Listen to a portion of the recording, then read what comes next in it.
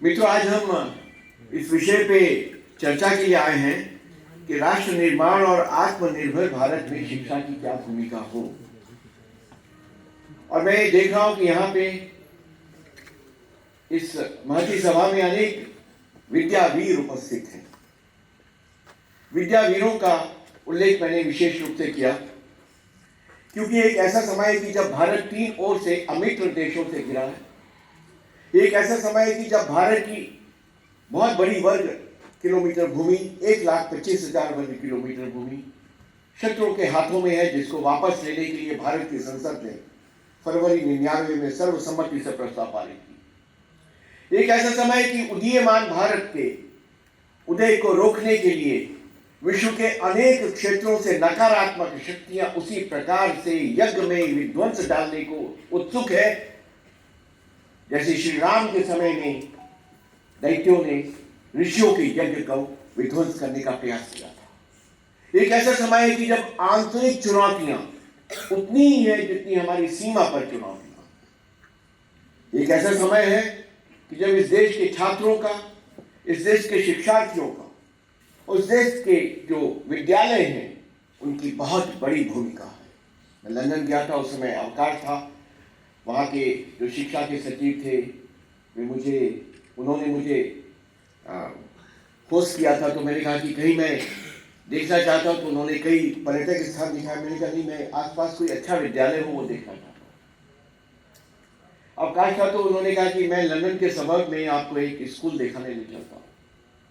वो दिखाने ले गए तो एक गांव में एक पुराना किस्म का विद्यालय था।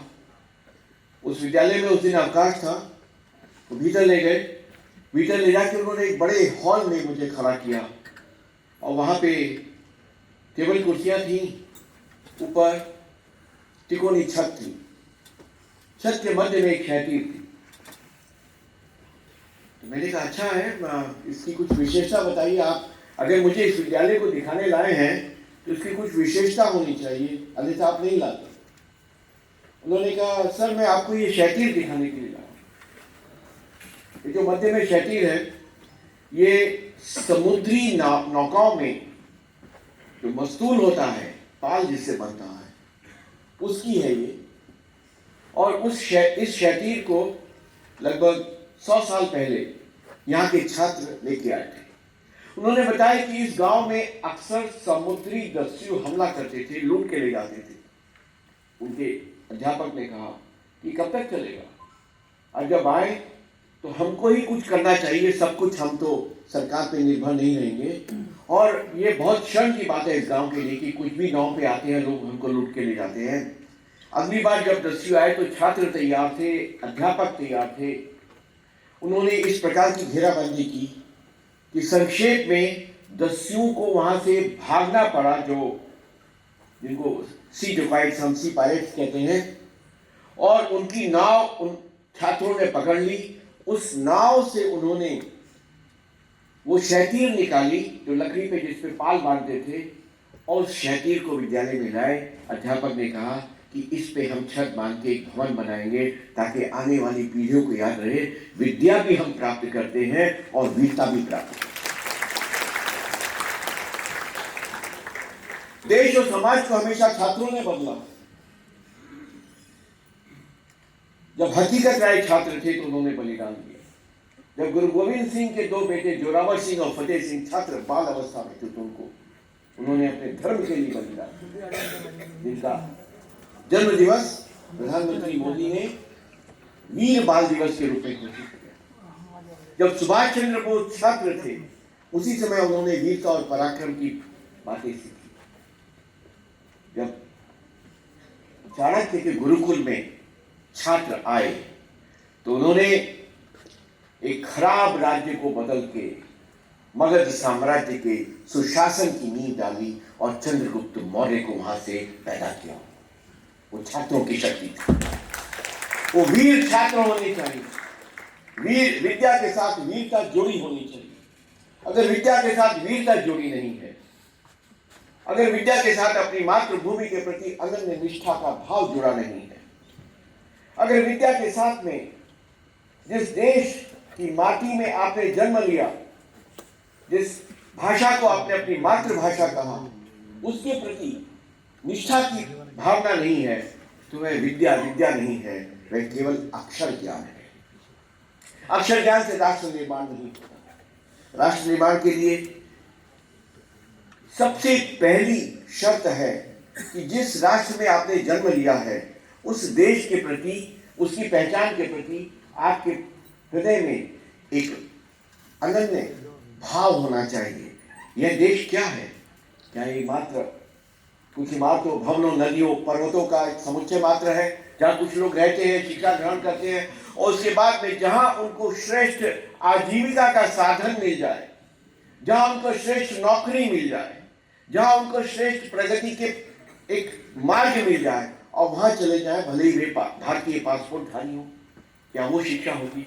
या शिक्षा वो होगी कि जो तिरंगे को देख के ही रोमांचित हो जाए, जो जनगण मन सुनते ही एक भाव हृदय में जागृत हो जाए, जो भारतीय सैनिकों को देख के प्रणाम की मुद्रा में आ जाए, जो भारत को देखे तो ऐसे देखे कि जैसे मैं साक्षात जगत जननी भवानी भारती का दर्शन कर रहा हूँ। हमारे मित्र है हांगकांग के बिलियनियर बॉब हरीलीला हांगकांग में उनका घर बकिंगम पैलेस जैसा है। तो हमको बॉम्बे में मिले प्रवासी भारतीय में उनका सम्मान हुआ। वो मुझे अपने घर ले गए बॉम्बे में, निर्मल पॉइंट में बहुत बड़ा उनका अपार्टमेंट है। रहते हांगकांग में है, चाइनीज सिटीजन है। तो उन्होंने कहा, तरुण जी मैं आपके बारे में जानता हूँ, इसलिए मैं चाहता हूँ कि आप मेरे साथ चाय पिए। आपको मैं अपने बचपन की सच्ची घटना सुनाना चाहता हूँ। मुझे बहुत आनंद हुआ और मुझे बड़ा सम्मान महसूस हुआ। मैं उनके घर गया। उन्होंने कहा, जब मैं 13 साल का था तो मेरी माँ ने कहा कि Bob you have to go to India for 2 months. Okay mom, मैंने कभी भारत देखा नहीं, मैं हांगकांग का हूँ, चाइनीज सिटीजन हूँ, और तुम हिंदुस्तान के बारे में इतनी बातें बोलती हो। तो माँ ने कहा, तो उन्होंने कहा हाँ मैं जाऊँगा। तो वो जयपुर, दिल्ली और बॉम्बे 3 जगह 2 महीना बिता के 2 महीने के बाद में लौटे। तो माँ बहुत उत्सुक थी ये देखने के लिए, पूछने के लिए कि तुमने क्या देखा। तो जैसे ही वो गए, ठीक ठाक सेटल हो गए, तो माँ ने कहा, Bob what did you see in India? तो बॉब ने कहा कि माँ आई डिडंट लाइक इट, मुझे बिल्कुल पसंद नहीं आया। गर्मी है, कोई डिसिप्लिन नहीं है, सड़कों पे जानवर घूमते रहते हैं, और मुझे समझ नहीं आया कि मुझे आपने क्यों भेजा। मैं दोबारा वहाँ नहीं जाऊँगा। कहा कि मैंने देखा माँ बहुत उदास हो गई। उन्होंने कहा कि अच्छा बॉब, मैं तुम्हें कभी वहाँ जाने के लिए नहीं कहूँगी, लेकिन तुम एक काम करो, तुम सामने जाओ और देखो तुम क्या देखते हो, वापस आके मुझे बताओ तुमने क्या देखा। बॉब ने कहा कि I thought my mom has gone senile. उनका घर पूरा कांच घर है और शानदार है। तो मैं सामने गया, सामने दीवार पे दर्पण था, दर्पण में मैंने अपनी शक्ल देखी और शक्ल देख के वापस आया। और माँ ने कहा कि Bob what did you see there? Mom what has happened to you? I saw my face, मैंने अपना चेहरा देखा। माँ ने कहा, तूने अपने चेहरे पे खुदा हुआ हिंदुस्तान नहीं देखा, ये मैं तुझसे पूछना चाहती थी। तो दुनिया के किसी भी मुल्क में चला जाएगा, किसी भी मुल्क का पासपोर्ट ले लेगा, कहीं का भी नागरिक बन जाएगा, लेकिन तेरी एक ही पहचान सारी जिंदगी भर रहेगी, Bob Harilela, a Chinese of Indian citizen, Indian origin. Bob Harilela, a German of Indian origin, a Bob Harilela, an American of Indian origin. तो अपने माथे पे खुदे इंडिया को कभी मिटा नहीं सकता। तेरी यही पहली और आखिरी पहचान है। बॉब ने कहा कि उस दिन से अब तक मैं जब भी अपनी गर्मी की छुट्टियों में आता हूं तो हिंदुस्तान में बिताता हूं। जब भी मैं अपना कोई चैरिटी करता हूं तो सबसे ज्यादा मैं भारत में ही अपनी चैरिटी करता हूं। इसलिए भारत में शिक्षा का जो महत्व है वो वही महत्व है जो एक कुम्हार घट को बनाता है और घट को एक आकार देता है। वैसे ही आप छात्रों को आकार देते हैं, उनके हृदय को आप सिंचित करते हैं, उनके मानस को आप एक शिल्प देते हैं और उनका संसार बनाते हैं, उनका भाव संसार बनाते हैं। वो भाव संसार कैसा बने, इस पे ही निर्भर करता है कि उस देश का निर्माण कैसा होगा। आखिरकार चंद्रगुप्त मौर्य हुए, आदि शंकराचार्य हुए, गांधी, सुभाष, डॉक्टर हेडगेवार हुए, उनके हृदय में भारत के प्रति वह भाव क्यों जागृत हुआ? क्योंकि कहीं ना कहीं उनके मानस में, विद्यालयों में, उनके घर में इस प्रकार के संस्कार दिए गए। मैं हमेशा ये कहता हूं कि विद्यालय से बढ़कर विश्वविद्यालय हमारा घर होता है और सबसे पहले हमारे जीवन की आचार्य, हमारे जीवन में उस पाठशाला की आचार्य, उस पाठशाला विश्वविद्यालय की कुलपति हमारी माँ होती है। माँ ने जो संस्कार दिए, माँ ने जो घर में पढ़ाया, वो जीवन भर अमिट रहता है। माँ ने बताया कि भारत कैसा है, माँ ने बताया रामायण महाभारत में क्या लिखा है, माँ ने बताया कि श्रीमद् भागवत में क्या लिखा है, तो भारत समझ में आता है। भारत की परिभाषा अक्षर ज्ञान से नहीं होती, भारत की परिभाषा शब्द की परिभाषा से होती है और शब्द की परिभाषा माँ देती है। चाहे हम सारी दुनिया घूम लें, चाहे हम विश्व की सबसे बड़ी संपदा हम अर्जित कर लें, चाहे हम कितने ही विद्यावारिधि महामहोपाध्याय क्यों ना हो जाए, परंतु यदि हमने भारत के प्रति अपने ऋण को अदा नहीं किया तो वह सब धूल के समान होता है। मेरे बहुत अच्छे एक, जिनके प्रति मैं सम्मान रखता हूँ, अकबर इलाहाबादी शायद हुए, तो उन्होंने बहुत पहले लिखा था, जबकि भारत में एक होड़ मची थी कि थोड़ा बहुत पढ़ लें और हम विदेश में चले जाएं। अभी ब्रेन गेन शुरू हुआ है, तो उन्होंने लिखा था, तेरे लब पे है इराको शाम मिस्रो रोमची, लेकिन अपने ही वतन के नाम से वाकिफ नहीं। अरे सबसे पहले मर्द बन हिंदुस्तान के वास्ते, हिंद जाग उठे तो फिर सारे जहां के वास्ते। सबसे पहले अपना भारत समझना चाहिए, ये शिक्षा का एक पहला उद्देश्य है। हम लोग अलजेब्रा, ट्रिग्नोमेट्री, ज्योमेट्री हम सब पढ़ते हैं, लेकिन क्या ये हम जानते हैं कि विश्व में ज्ञान का प्रकाश सबसे पहले किसने दिया? क्या हम जानते हैं कि वराह मिहिर ने क्या दिया? क्या हम जानते हैं, अब दिल्ली की बात ले लीजिए, हम दिल्ली में बैठे हैं, रोम के संस्थापक कौन थे? वो जो जुड़वा बच्चे हैं, उनके लेसन हमारे पाठ्य पुस्तकों में आज भी पढ़ाए जाते हैं, दिल्ली के पुस्तकों में, पाठ्य पुस्तकों में।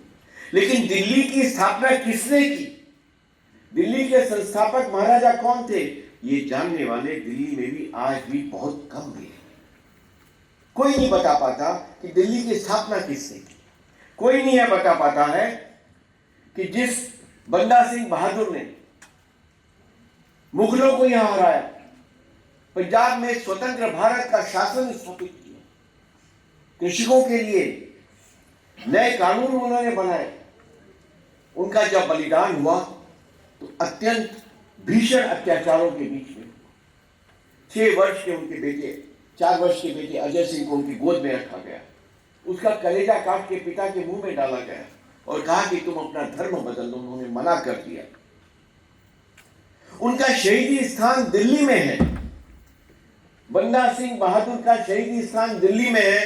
कि कितने हमारे छात्र, कितने हमारे अध्यापक, कितने हमारे इतिहासज्ञ जानते होंगे। स्मृति का जागरण भारतीय शिक्षा का सबसे बड़ा उद्देश्य होना चाहिए, क्योंकि स्मृति से मूल्य मिलते हैं। मूल्य मिलते हैं तो उन्हें अपने ज्ञान की शक्ति का आभास होता है। शिक्षा इसलिए ग्रहण करनी कि उपाधि मिल जाए और मैं कहीं नौकरी ले लूं, मैं यूपीएससी की परीक्षा पास कर लूं, या शिक्षा इसलिए ग्रहण करनी कि मैं ज्ञान की शक्ति का उपयोग अपनी इच्छा के अनुरूप कर सकूं, मैं स्वाधीन हो सकूं, मैं स्वतंत्र हो सकूं, मैं अपने हृदय की जो भावना है उसके अनुरूप जीवन में अपना कार्य स्वयं निर्धारित कर सकूं, इतना सामर्थ्य मुझ में मिले, वह शिक्षा ज्ञान कही जाती है, वह शिक्षा विद्या कही जाती है। हमने स्वतंत्रता के लिए संघर्ष किया, स्वाधीनता के लिए संघर्ष किया, नौकरशाह बनने के लिए संघर्ष किया, योर्स मोस्ट ओबीडिएंट सर्वेंट बनने के लिए संघर्ष किया।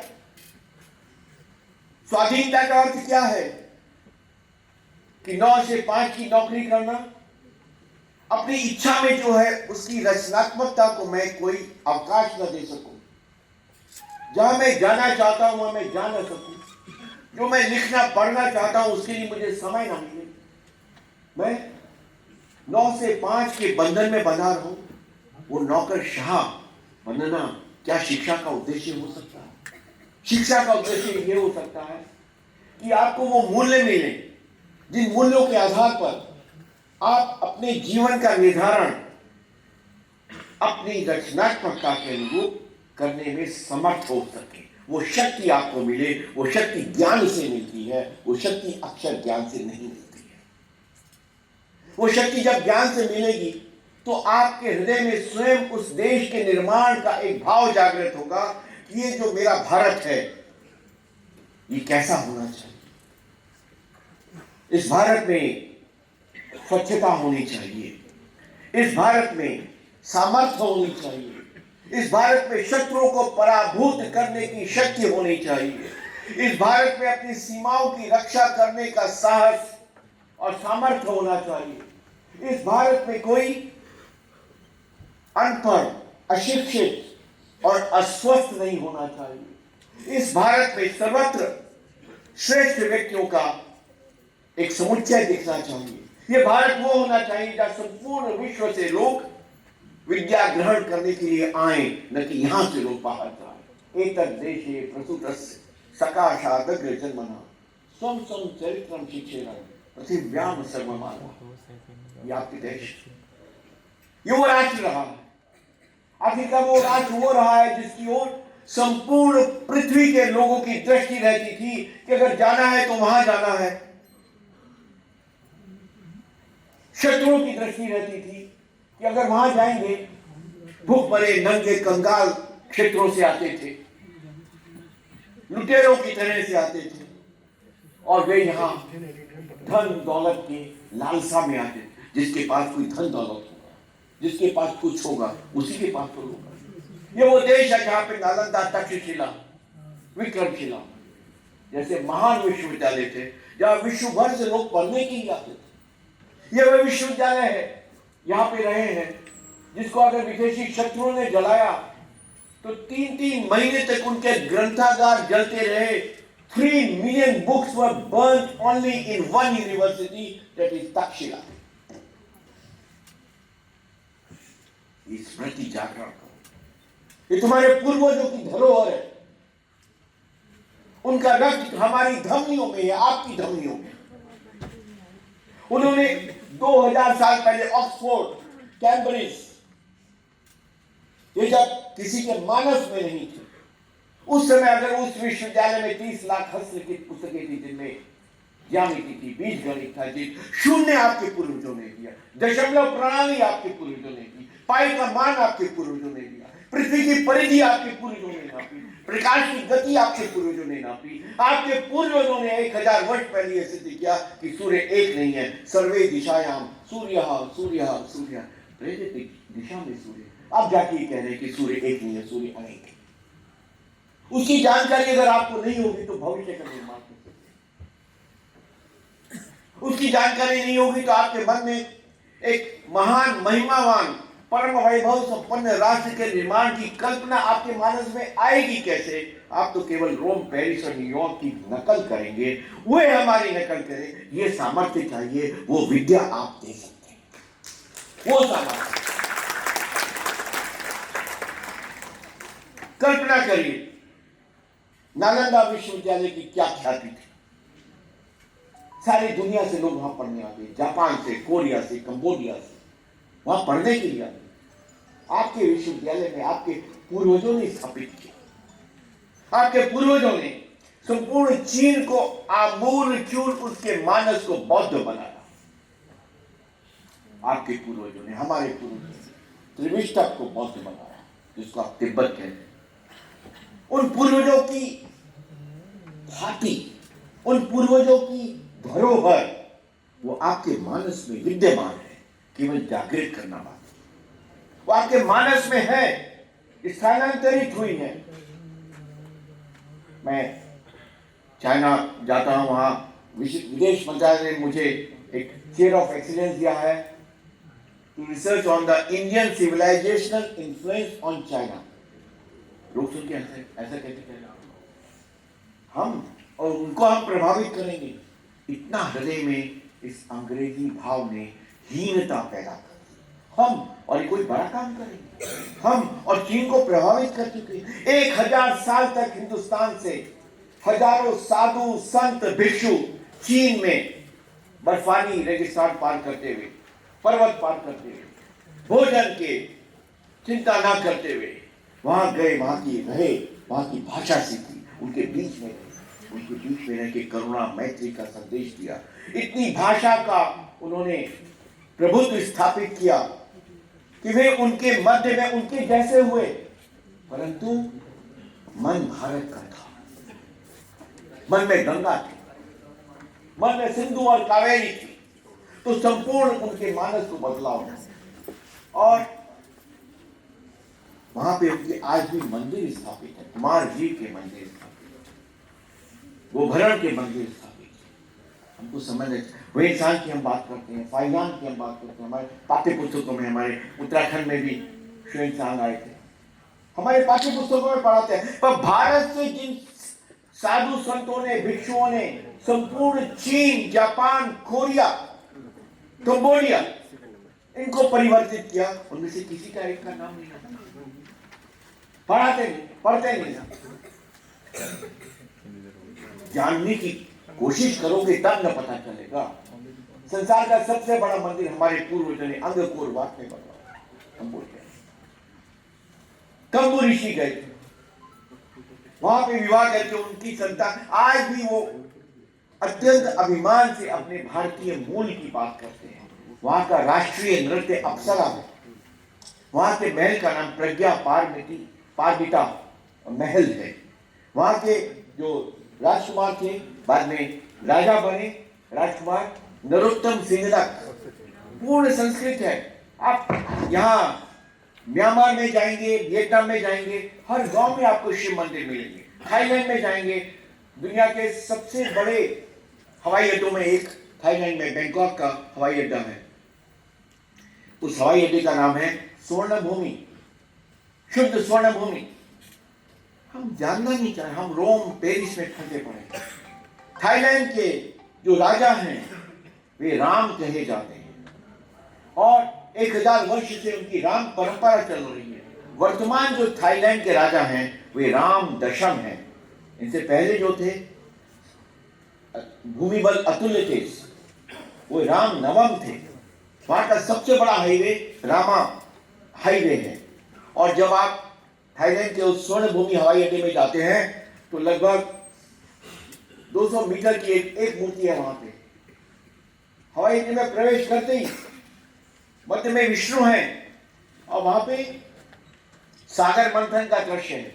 एक और दैत्य है, असुर है, एक और देवता है, मध्य में पर सुमेरु और सागर मंथन हो रहा है। उसमें लिखा है the story of the churning of the ocean. ये आपके पूर्वजों का कमाल है। वो स्मृति जागरण शिक्षा का एक बहुत बड़ा एक उद्देश्य है, जिससे कि राष्ट्र निर्माण की एक संकल्पना मिलती है। मेरा देश कैसा होना चाहिए, मेरे देश में क्या कमी है जो कि मैं दूर कर सकता हूं। और वह तब हो सकता है कि जब आप शिक्षा में अक्षर ज्ञान के साथ साथ संस्कार, अक्षर ज्ञान के साथ साथ स्मृति जागरण, अक्षर ज्ञान के साथ साथ अपने पूर्वजों की महिमा, अक्षर ज्ञान के साथ साथ भविष्य की कल्पना, अक्षर ज्ञान के साथ साथ इस भूमि की जो महत्ता है उसका परिचय प्राप्त करना। ये मेरा भारत कहां से कहां तक है, इस भारत की क्या क्या विशेषताएं हैं, इस भारत के महापुरुषों ने कहां कहां विजय प्राप्त की है, इन भारत के महापुरुषों ने कहां कहां शत्रुओं को परास्त किया है। कितने लोग बता सकते हैं कि अफगानिस्तान का मूल नाम क्या है? कितने लोग बता सकते हैं कि 500 वर्ष तक हिंदू शाही का अफगानिस्तान पर शासन था, उनका सिक्का चलता था। कितने लोग बता सकते हैं कि अरब देश के लोग आके उनके सामने घुटने टेक के माफी मांग के जुर्माना अदा करके तब वापस जाते थे। सोचते कि नहीं, वो तो आदिकाल से हुई। कितने लोगों के मन में ये पीड़ा होती होगी कि इस संसार में केवल एक जाति है जिस जाति को कुचलने के नाम पे एक पहाड़ का नाम है, उसको बदलने के लिए किसी के मन में पीड़ा नहीं आती कि उसको बदल दें। उसका नाम है हिंदू कुश। इस प्रति पीड़ा पैदा करे, उस प्रति भाव जागृत करे, इस प्रति आपको सोने ना दे। इस प्रति ऐसी हो कि मैं इतना सामर्थ्यवान, विद्यावान, गुणवान, प्रज्ञावान, सामर्थ्यवान बनूं कि तमाम जो विकृतियां हैं उनको दूर करके मैं अपने पितरों को तर्पण अर्पित कर सकूं, श्राद्ध दे सकूं, उनके प्रति उऋण, उनके ऋण को मैं इससे उऋण हो सकूं। ये भाव तब पैदा होता है जब शिक्षा और आचार्य ऐसे हों जो भारत की माटी से जुड़े। उसके लिए भाषा बहुत जरूरी है। मित्रों, यह जो उपनिवेशवादी मानसिकता है, इस मानसिकता ने हमारे हृदय से जो स्मृति जागृत करने का एक उपक्रम हुआ है, यह मैं समझता हूं कि वर्तमान युग की सबसे बड़ी घटना है। केवल कुछ मार्ग बदल दिए या कर्तव्य पथ हो गया, इतना मात्र नहीं है। ये संपूर्ण हमारे जो दास मानसिकता है, जो औपनिवेशिक दास मानसिकता है, इसको झकझोर कर पलटना और उसमें से अपनी भारत की आत्मा का दर्शन करना, यह वर्तमान सरकार में, नरेंद्र मोदी सरकार में बहुत विराट स्तर पे हो रहा है, जिसको महसूस करना चाहिए। मित्रों, सबसे बड़ी बात यह है कि हम चाहते हैं कि आप अपने शासक स्वयं बने। जैसे मैंने कहा, नौकरशाह नहीं बने। और उसके लिए विद्यालयों में ही उद्यम प्रारंभ करने का उपक्रम होना चाहिए। डॉक्टर श्यामा प्रसाद मुखर्जी जब कलकत्ता यूनिवर्सिटी के सबसे कम उम्र के कुलपति बने, केवल 33 वर्ष की आयु थी। 33 वर्ष की आयु में बैरिस्टर होकर आ गए और 33 वर्ष की आयु में कलकत्ता यूनिवर्सिटी उस समय हिंदुस्तान की सबसे बड़ी यूनिवर्सिटी थी, उसके वे वाइस चांसलर बने।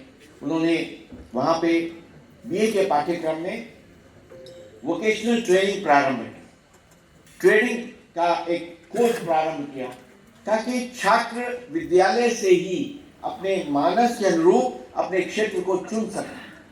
उन्होंने रविंद्रनाथ ठाकुर को कलकत्ता विश्वविद्यालय में दीक्षांत भाषण के लिए बुलाया। पहला अवसर था कि जब एक भारतीय विद्वान को कलकत्ता विश्वविद्यालय में दीक्षांत के लिए बुलाया गया, तो मेरे पास वो टेलीग्राम की कॉपी भी थी। रविन्द्रनाथ ठाकुर ने उस समय उनको तार भेज के कलकत्ता में लिखा, क्योंकि जल्दी भेजना था, कि मैं बांग्ला भाषा में दीक्षांत भाषण दूंगा और यदि बांग्ला भाषा में देने की अनुमति नहीं होगी तो मैं नहीं आऊंगा। रविंद्रनाथ ठाकुर जैसे टॉवरिंग पर्सनैलिटी, नोबेल पुरस्कार विजेता, उन्होंने कहा कि मैं अगर दीक्षांत भाषण दूंगा तो मैं बांग्ला भाषा में दूंगा। ये होता है मातृभूमि के प्रति प्रेम। और वे भारत की किसी भी विश्वविद्यालय में भारतीय भाषा में दीक्षांत भाषण देने वाले पहले विद्वान बने, रविंद्रनाथ। तो इसलिए अपने देश में अपनी भाषा में, अपनी मातृभाषा में प्राथमिक शिक्षा हो, इसका पूरी तरह से प्रावधान नई शिक्षा नीति में किया गया। नई शिक्षा नीति में अनेक प्रकार के उद्यमों को प्रारंभ करने का भी प्रावधान किया गया है। नई शिक्षा नीति में संपूर्ण भारत की एक परिकल्पना छात्रों को मिले, इसका भी प्रावधान किया गया है। और इसमें एक प्रकार से नए गुरुकुलों की स्थापना का एक विचार दिया गया है। अभी प्रधानमंत्री नरेंद्र मोदी जी ने नालंदा विश्वविद्यालय की पुनः प्रतिष्ठा, नालंदा विश्वविद्यालय जिसको बख्तियार खिलजी ने तोड़ा, जलाया, उस नालंदा विश्वविद्यालय की पुनः प्रतिष्ठा भारतीय प्रज्ञा के पुनः उन्मीलन का एक अद्भुत नया अनुष्ठान है। और वह अनुष्ठान मैं वैसा ही महत्वपूर्ण मानता हूं जैसे अयोध्या में श्री राम मंदिर का अनुष्ठान प्रारंभ हुआ, पूरा हुआ, उसी प्रकार से नालंदा विश्वविद्यालय का प्रारंभ होना भी भारतीय विद्या के एक नवीन सूर्योदय का मैं प्रतीक मानता हूं। मित्रों, देश में जिस प्रकार से हम लोग वैश्विक चुनौतियों का सामना करते हुए आगे बढ़ रहे हैं, उसमें निश्चित रूप से इस प्रकार का एक प्रयास चाहिए कि आर्टिफिशियल इंटेलिजेंस में अगर सबसे आगे कोई बढ़ने वाला देश होना चाहिए तो भारतवर्ष होना चाहिए, इजराइल या चाइना नहीं होना चाहिए। अगर किसी भी क्षेत्र में, डिजिटल क्षेत्र में, साइबर क्षेत्र में विश्व का सबसे बड़ा केंद्र हो तो वह भारत होना चाहिए, और भारत उस दिशा में बढ़ रहा है। अब तक कल्पना नहीं होती थी कि भारत में माइक्रोचिप्स भी बनेंगे, लेकिन प्रधानमंत्री मोदी के नेतृत्व में अगले वर्ष से भारत में जो अकेला ताइवान बनाता था, यहां पे चिप्स बनने प्रारंभ हो जाएंगे। और हमने वास्तव में बहुत अधिक प्रगति भी की है। मैं अभी 2 महीने पहले अमेरिका में था, वहां मेरे 2-3 व्याख्यान भी हुए, मुझे कई विद्यालयों में भी जाने का अवसर मिला। तो वहां तो सब जगह एक ही कहावत चलती है। उन्होंने एक कहावत थी पहले, अमेरिकन माँ अपने बेटे को कहती थी, Bob finish your breakfast, Indians are starving. अपना नाश्ता पूरा करो, जूठा नहीं छोड़ना। देखो वहां तो भूखमरी है और तुम यहाँ जूठा छोड़ रहे हो। आज अमेरिका की माँ कहती है, Bob finish your homework, Indians are coming.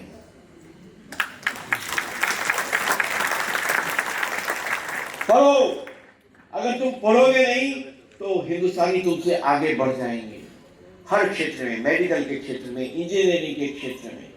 विशेष रूप से जो इंडियन डॉक्टर्स हैं, उनकी सारी दुनिया में जो मान्यता है, चाहे वह मलेशिया है, इंडोनेशिया है, सिंगापुर है, अमेरिका है, इंग्लैंड है, वहां पे भारतीय डॉक्टरों की बहुत अधिक प्रतिष्ठा है। मेरी भतीजी जो कहते कि चाचा मैं हमको क्या बताएं, पूरे अमेरिका में जो भी बड़ा एमएनसी है, मल्टीनेशनल कॉर्पोरेशन, जो भी डिजिटल कॉर्पोरेशन है, चाहे वो सिलिकॉन वैली में है, चाहे कैलिफोर्निया में है, या मिशिगन में है, या डेट्रॉइट में है, सब के सब जिनके सीईओ हैं वो इंडियंस, सबके सीईओ, चाहे वह गूगल है, माइक्रोसॉफ्ट है, अडोबे है, आईबीएम है, यूट्यूब है, सबके सीईओ इंडियंस है, भारतीय मूल के, भारतीय विद्यालयों में पढ़ के गए। कोई आंध्र से गया, कोई गुजरात से गया, कोई बिहार से गया, कोई उत्तराखंड से गया, लेकिन वे सब के सब हिंदुस्तानी हैं। और वे आज संपूर्ण विश्व में अमेरिकन एमएनसीज को नियंत्रित कर रहे हैं। टेस्ला, एलन मस्क की जो टेस्ला है, मेटा, इंटेल जैसे संगठनों में जितने फाइनेंशियल चीफ हैं, जो ऑपरेशनल हेड हैं, वो सब के सब इंडियंस हैं। हमारे डॉक्टर, इंजीनियर, सॉफ्टवेयर इंजीनियर, हमारे आध्यात्मिक गुरु, आध्यात्मिक प्रबोधन का इनका आज एक विशेष महत्व बना है। अमेरिका में जो टॉप रिच क्लास है, उसमें भारतीय मूल के लोग हैं, यहीं से पढ़ के गए हैं, हमारे बीच से ही पढ़ के गए हैं। लेकिन हम ये कहते हैं कि आप वहाँ जाके चमक रहे हैं, अच्छी बात है, लेकिन हम चाहते हैं कि भारतीय ऐसे बने कि भारतीय गूगल पैदा करें, भारतीय अडोबे पैदा करें, भारतीय माइक्रोसॉफ्ट पैदा करें। ऐसे विद्यावीर हमारी शिक्षा प्रणाली से निकलने वाले हैं और निकल रहे हैं। Indians must create Indian Google for India, Indians must create Indian Microsoft for India, Indians must create Indian Adobe for India. वो विद्यावीरों की आवश्यकता है ताकि हम भारत में अपना जो ये डिजिटल कॉलोनाइजेशन है, इसको भी हम रोक सकें। हम लोगों ने बहुत अधिक प्रगति किया।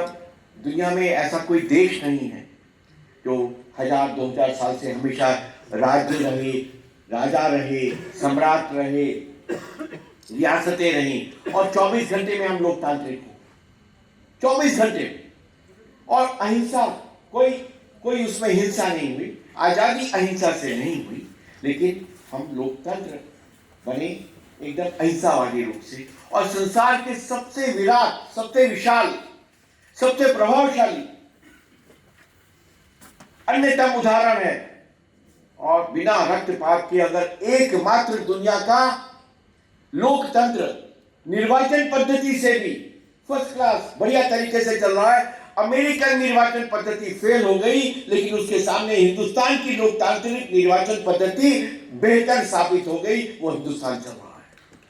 आपने अमेरिकन राष्ट्रपति के चुनाव देखे होंगे, उससे बेहतर निर्वाचन पद्धति हमारे यहां सिद्ध हो चुकी है और बहुत अधिक प्रगति की। कहाँ साक्षरता दर थी, कहाँ हम लोग कितना कर्ज में हम दबे हुए थे, लेकिन हमारे यहाँ सबसे ज्यादा एक नुकसान पहुंचाया है वामपंथी नेहरूवादी सोच ने। जहां भी कुछ शुभ है वहां पे अशुभ देखना, जहां भी कुछ मंगल है वहां पे अमंगल देखना। भारत में डॉक्टर मनमोहन सिंह जब प्रधानमंत्री थे तो उनका लोकसभा में बयान आया, जिनके कारण से हमारे विद्यालयों को और शिक्षा क्षेत्र में बहुत अधिक क्षति पहुंची कि इस देश में सबसे बड़ी जो आंतरिक सुरक्षा की चुनौती है वह नक्सलवादी, माओवादी अर्थात कम्युनिस्ट विचारधारा के लोग, और 13 प्रदेश उससे ग्रस्त हैं। उन 13 के 13 प्रदेशों में विद्यालयों की दुस्थिति हो गई। उन 13 के 13 प्रदेशों में 13,000 करोड़ से अधिक खर्च केवल इसलिए होता है कि इस आंतरिक चुनौती से सामना किया जाए। बहुत शुभ लक्षण है। ये वामपंथियों के विषय में हमारे मित्र थे नरेंद्र कोहली, अक्सर एक उदाहरण सुनाते। उन्होंने जब भी एक सज्जन थे, कहीं भी अच्छा होता होगा तो वहां पे अमंगल देखते थे, अशुभ देखते थे, तो उनके घर में लोगों ने जाना बंद कर दिया। एक बार उन्होंने तंग आके बहुत दूर कॉलोनी में मकान ले लिया। 2-3 साल के बाद में नया गृह प्रवेश किया, बुलाया तो लोगों को लगा कि ये साहब सुधर गए होंगे, गए उनके यहाँ, अच्छा मकान देखा, सब कुछ देखा। सब कहते थे कि भाई ये जो सज्जन है इनको मत बुलाना, अच्छे काम में भी ये कोई ना कोई गलत चीज देख लेते हैं। वो सज्जन उस गृह प्रवेश में भी आ गए। जाते जाते अब गृह मालिक को बड़ा लग रहा था कि जाते हुए कोई अमंगल बात न कर दें, तो उन्होंने कहा, अच्छा जी नमस्कार नमस्कार, कैसा, बहुत अच्छा घर है, बहुत अच्छी बात है, आपका आंगन बहुत अच्छा है, आपका ड्राइंग रूम अच्छा है, आपके किचन बहुत अच्छा था और ये आपका बाकी सब अच्छा, बहुत बहुत बधाई हो। लेकिन अब वो घबरा गया क्योंकि लेकिन जो आपका प्रवेश का दरवाजा है ये थोड़ा छोटा है। उन्होंने कहा साहब हम भी छोटे हैं, आप विदा हूं, विराजे अब और कुछ नहीं, कल को कोई मर जाए तो अर्थी निकालने में लगे। ऐसे हमारे यहाँ के वामपंथी विचारधारा के लोग जो इस देश में कभी भी कुछ शुभ देखते हैं, परंतु नरेंद्र मोदी के समय में यह समय समाप्त हुआ और इन्होंने सबसे ज्यादा संदेह व्यक्त किए थे कि जीएसटी फेल हो जाएगा। अब देखिए जीएसटी की प्राप्तियां रिफंड के बाद 24-25 में 3.5 लाख करोड़ तक पहुंची। 3.5 लाख करोड़ तक जीएसटी। अभी जर्मन की चांसलर आए थे, उन्होंने कहा कि जिस प्रकार से आपने यूपीआई से लेन देन किया है हम जर्मनी में नहीं कर सकते। तो क्या बिना शिक्षा के हो सकता है? आज सब्जी से लेके साइकिल रिक्शा से लेके ऑटो रिक्शा तक सब लोग यूपीआई से लेन देन कर रहे हैं और 23-24 में 131 अरब रुपए का यूपीआई लेन देन हुआ, जो पिछले साल में 57% की वृद्धि थी। केवल इसी वर्ष के प्रारंभिक 5 महीनों में 7,062 करोड़ रुपए के लेन देन हुए। अब तक हम रक्षा के क्षेत्र में शस्त्र और अस्त्र विदेशों से मंगवाते थे, ये पहली बार हो रहा है कि भारत से 21,000 करोड़ रुपए के शस्त्र और अस्त्र भारत में बनकर मेड इन इंडिया बनकर विदेशों में निर्यात हुए। पहली बार ये हो रहा है और इसका लक्ष्य 50,000 करोड़ तक इसको ले जाने का है। मित्रों, जिस प्रकार से ये नई शिक्षा नीति में प्रधानमंत्री मोदी और शिक्षा मंत्री धर्मेंद्र प्रधान जी ने अनेक महत्वपूर्ण कदम उठाए। सबसे पहला जो कदम है वह शिक्षा हेतु वित्त पोषण की व्यवस्था, हेफा। 1 लाख करोड़ रुपए के पूंजी निवेश के साथ शैक्षिक संरचनात्मक पुनः सशक्तिकरण, revitalising infrastructure and systems in education, ज्ञान अर्थात global initiative of academic networks, इन सब से एक नए भारत का उदय हो रहा है। वह भारत जो परम वैभव के लक्ष्य को प्राप्त करेगा, जो विश्व शांति के लिए समस्त मानव जाति को मार्ग उपलब्ध कराएगा। आज जहां जहां घृणा है, वैमनस्य है, हिंसा है, असहिष्णुता है और युद्ध की स्थितियां हैं, उस युद्ध की स्थिति को बुद्ध की स्थिति तक ले जाने के लिए ये भारत का नवीन उदय हो रहा है, नवीन सूर्योदय हो रहा है, जो संपूर्ण विश्व को अपने ज्ञान के आलोक से प्रकाशित करेगा। भारत सैन्य शक्ति बने, संपूर्ण विश्व में सामर्थ्यवान बने, यह एक कल्पना है, लेकिन भारत की मूल आत्मा अध्यात्म और ज्ञान है। भारत पुनः वह ज्ञान का केंद्र बने, भारत पुनः संपूर्ण पृथ्वी को सदाचार और सत्य का ज्ञान देने वाला एक केंद्र बने। यह इस शिक्षा के क्षेत्र में राष्ट्र निर्माण और आत्मनिर्भरता की दिशा में एक बहुत बड़ा कदम हो सकता है। मैं इन्हीं शब्दों के साथ अपनी वाणी को विराम देता हूँ और आपके प्रति बहुत आभार व्यक्त करता हूँ। जय हिंद।